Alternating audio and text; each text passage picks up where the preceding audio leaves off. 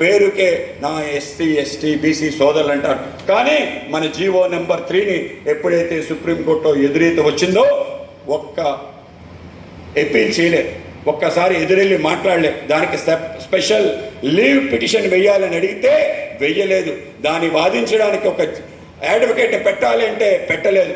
తన యొక్క అనేక అవినీతి కేసులకు కానీ అనేక రకాల ఇతర దుర్మార్గ కేసులకి ఇతర ప్రతిపక్షాలని కేసుల్లో ఇరికించడానికి వేల కోట్ల రూపాయలు ఖర్చు పెట్టిన జగన్మోహన్ రెడ్డి మన కోసం ఒక్క రూపాయి ఖర్చు పెట్టలేదనే విషయం మనందరం కూడా గుర్తుంచుకోవాలి. ఇవాళ మన ప్రాంతంలో వైసీపీ సంబంధించి ప్రజాప్రతినిధులు గెలిపించాం.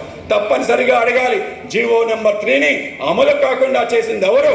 వైసీపీ కాదా అని చెప్పి అడగాలి. తప్పనిసరిగా రాబో కాలంలో మొన్ననే చంద్రబాబు నాయుడు గారు ఆదివాసీ దివస్ రోజు చెప్పడం జరిగింది. ఈ యొక్క జీవో నెంబర్ 3కి తప్పనిసరిగా స్పెషల్ లీవ్ పిటిషన్ కూటమి ప్రభుత్వం వేస్తుందని మీ అందరికీ తెలియజేయడానికి గర్వపడుతున్నాను.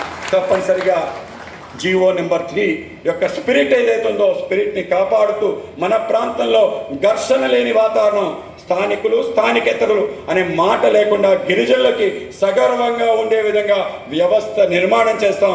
భారతీయ జనతా పార్టీ ఆ విధంగా చేస్తుందని మీ అందరికీ తెలియజేస్తున్నాం. కూటమి ప్రభుత్వం తప్పనిసరిగా మన హక్కులన్నీ కూడా భంగం కలగకుండా కాపాడడానికి పనిచేస్తుందని మీ అందరికీ తెలియజేస్తున్నాం. మనందరం కూడా పెద్ద ఎత్తున కష్టపడి పార్టీకి అనేక రకాలు అహర్నిశలు కృషి చేస్తాం. మనకి పార్లమెంట్ ఎమ్మెల్యే టికెట్లు వచ్చాయి.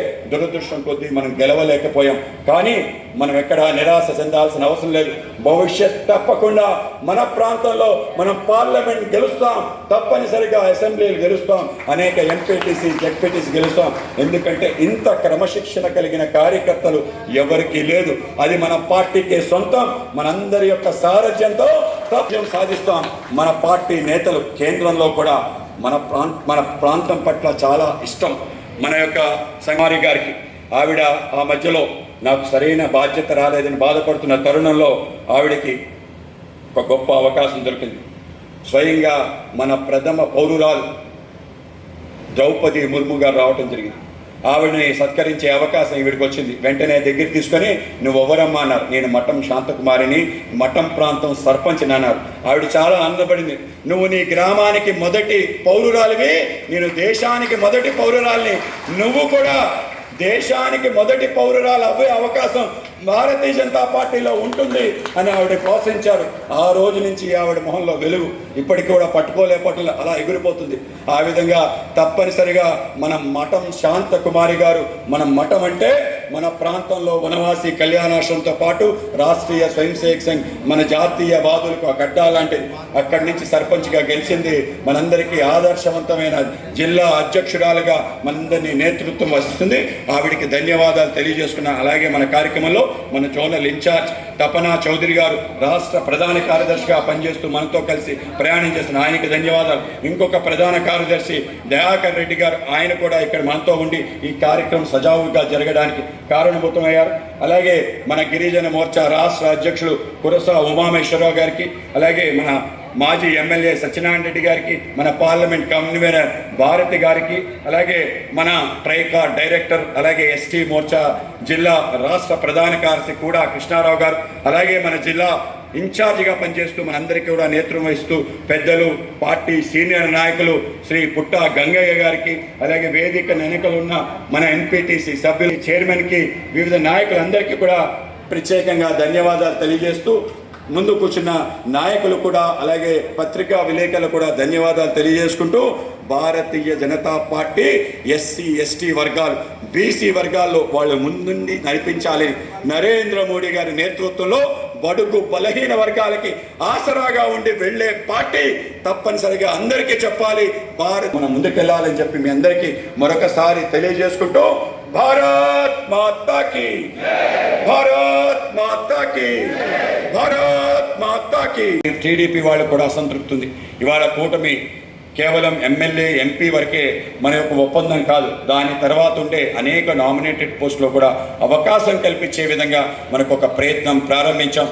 ఆ ప్రయత్నం కారణంగానే మనలో అనేక మందికి మంచి నామినేటెడ్ పోస్టులు వచ్చాయి. మన యొక్క కూడా కృష్ణారావు గారికి ట్రైకర్ డైరెక్టర్గా వచ్చారు. అలాగే మన మంగతల్లికి ఏఎంసీ చైర్మన్గా అవకాశం వచ్చింది.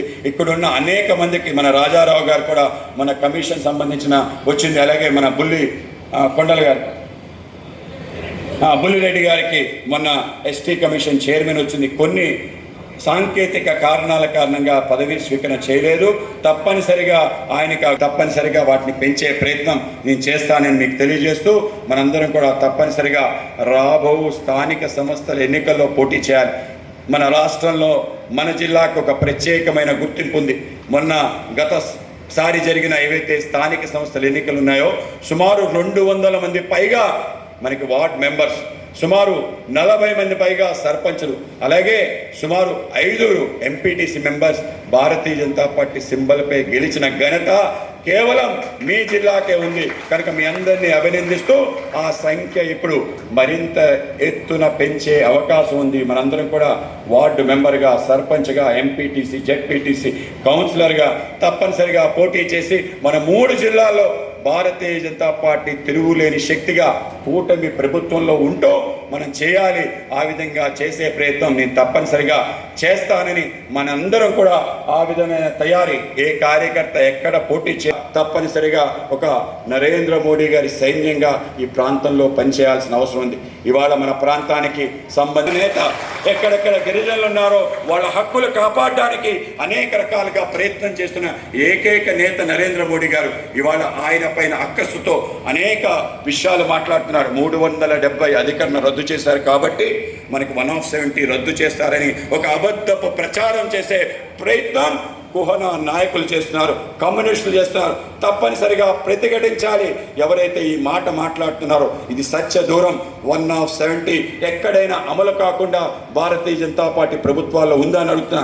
కూటమి ప్రభుత్వంలో కూడా ఆ యాక్ట్ని పూర్తి స్థాయిగా అమలు చేస్తాం. గిరిజన హక్కులకి భంగం కలిగితే భారతీయ జనతా పార్టీ పోరాటం చేస్తుందని మీ అందరికీ తెలియజేస్తున్నాను. ఇవాళ జీవో నెంబర్ 3 మనందరం కూడా ఆందోళన చెందాం. సుప్రీంకోర్టులో